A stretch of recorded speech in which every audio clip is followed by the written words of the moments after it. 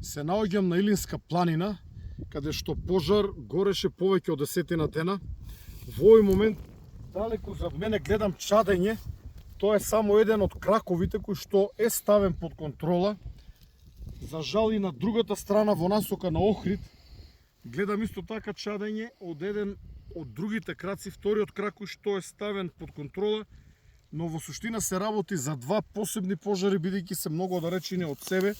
Овде зад мене можам да видам како се уште чади во изгореното, каде што по сртот се забележува изгорена трева, но пожарот не е навлезен во шумата. Од оно што можам да го видам на лице место, затоа што овде вегетацијата не е многу сува.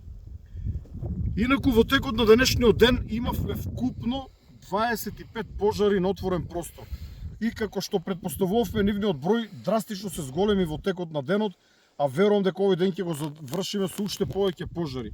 Во овој момент имаме активни 10 пожари, 10 се целосно изгаснати, 5 се ставени под контрола.